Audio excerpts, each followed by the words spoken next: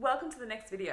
Today's video is all about building stronger relationships with your team members and your customers and connecting with your team as a leader. Now, for those who are driven by connection, they are all about relationships. So they are an integral part of your team. Team members who are driven by connection, you know who they are because they are the core of the team. They're almost the mother of the team. They get to know every single person they work with and they build strong relationships quite quickly. They are such great rapport builders. So that's why you know them, because they get to know you on a personal level. And what's really important for these people who are driven by connection is that we make sure that we develop that connection. Otherwise, they don't feel connected to you, the company, and they won't become loyal. But they love being loyal because they're all about long-term relationships.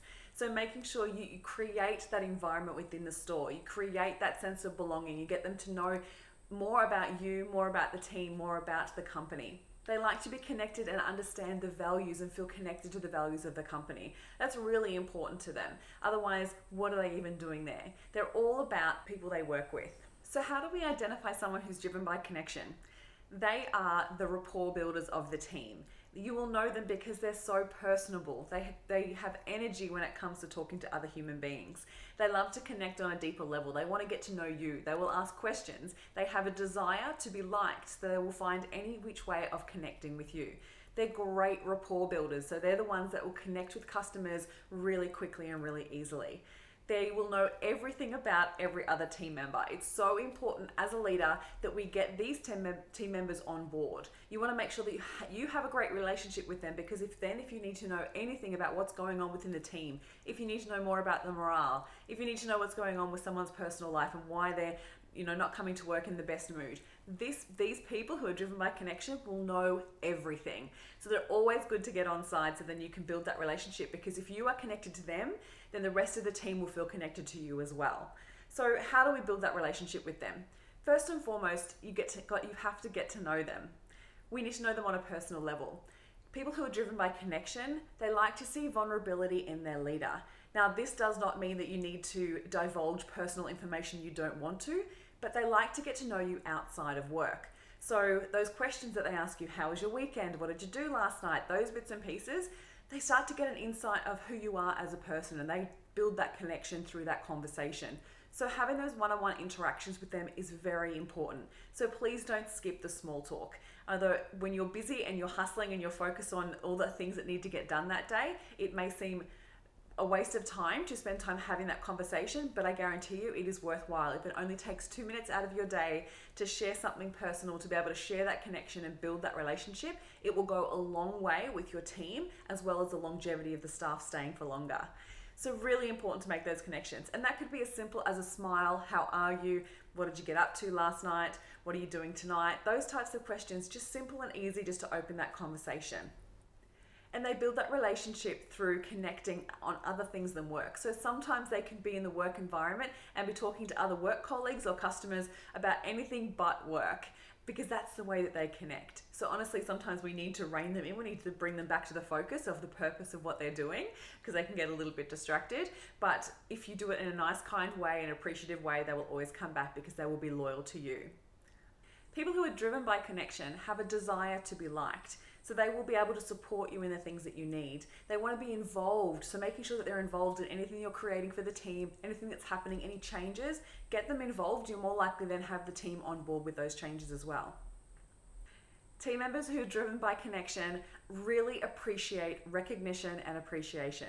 Taking the time to thank them personally, whether that be through one-on-one conversation, it could be a kind gift, it could be a message, it could be a kind written note. Something personalized is really important to them, and that'll help strengthen the relationship. Where you may have someone who's driven by significance, that public recognition is really important to them. They like to be seen as the person who has achieved something in front of the team. But those who are driven by connection are less about the rest of everybody else knowing, but they definitely like the appreciation one-on-one. The negative side of those who are driven by connection, sometimes they actually try to achieve that level of connection through drama or through gossip. So you will notice the environment within the store being focused a little bit more on any form of gossip or drama and things going wrong, or focusing on problems when we can actually gain connection by complaining to someone else about our problems, or vice versa. So being mindful of any of that starts to happen. It's about refocusing them back onto the purpose of them having the conversation and the purpose of them connecting, and reminding them about the connection that they would like to have. And sometimes that could be just focusing on what the goal is with the team, of what you're wanting to achieve together, and how that behavior is not conducive to achieving that result. So that might actually help bring them back together. Also noticing that they can often sacrifice their own needs for the needs of other people. So sometimes they can be taken advantage of in a group situation. So if you notice that someone else is taking advantage of them in a way that they are doing someone else's jobs, or maybe they're taking someone else's side, things like that, you can bring it back and remind them how important they are to the team, and also making sure that you're creating that space where everyone has some fairness happening, and reminding them of the team dynamic and what has to happen for the team to work well together. So often people who are driven by connection can end up fixating on relationships, or they can create a codependency with other people. So you may notice this, and if you remember at conference, I talked about how I used to have a team member who two team members that were so driven by connection that they would even have to go to the bathroom together. So there was that relationship which can often turn toxic in some ways. So being mindful of that, if that's happening with your team members, it's about refocusing them, reminding them the purpose of their relationship and their connection is work related, and that you're refocus them towards the goal of what the team needs to achieve together. So they're very team focused. They have that motherly energy, that motherly archetype, and they're more likely to want to know what's happening with the rest of the team. And if you keep them reminding them actually why they're here and how important they are to the team, and that their behavior impacts the rest of the team, they're more likely to make the changes that you need them to make.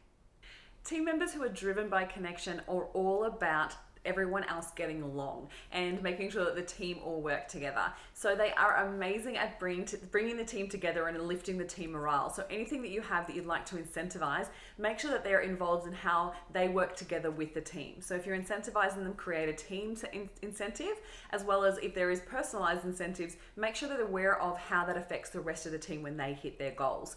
They're also great to get on board to create those situations. So they're really good to come up with incentives themselves, as well as create team environments. They are really amazing at creating like team-based activities, as well as any form of morale boosting activities as well that you may want to do. And when it comes to achieving targets, as long as everybody else is working towards that, they also want to be working towards that, because they would not want to let anybody else down. So they're a great person to have as part of your team, and especially when it comes to working with your customers. So people who are driven by connection are so warm, and their energy is nice, a beautiful feminine energy. They usually have that motherly energy, and they want to connect. So they're all about that connection, and that's what you want for your customers. So being a great heart-centered leader is all about building those connections with your team members, and gone are the days where we can leave our personal lives at the door. So being able to build those connections based on the information that we have by getting to know them and their personal lives is really important. Now, obviously we don't want to be focusing the whole time on their personal lives, but getting to know them on a deeper level is always going to support a long-term team commitment and create such a great team morale.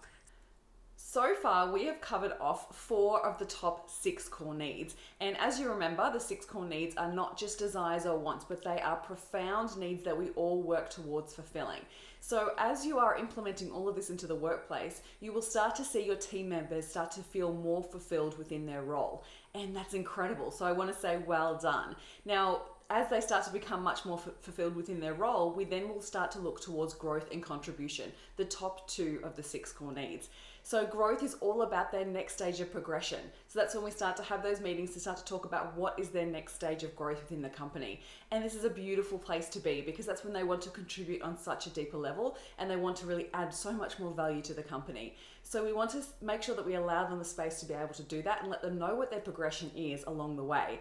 And it might be in so many different ways that they want to contribute, whether that be within the company, whether they want to be able to contribute to the outside world, to society, lots of different ways that they can contribute. So you can actually bring the team together to come up with really great ideas, just like we did at conference, on what's some great ways where they can grow and expand and contribute, whether that be to the company, to society, to the outside world. So we have covered so much in this video series so far, and so if you can remember, we've covered off handling complaints and dealing with rejection. We talked about mindset magic, so how to get out of a stuck state, how to stop focusing on a problem and then focus on the solution to shift your perspective so you can gain a different outcome. We've dived deep into the top 4 of the 6 core needs to help support you in developing a team member that's fulfilled and wants to thrive and strive towards the company's goals. The next video, we're going to be talking about heart-centered leadership and the top 7 things we need to consider when we want to be a heart-centered leader. So I hope this video has supported you in connecting with your team members and creating great, strong relationships with them and your customers. And I look forward to seeing you in the next video.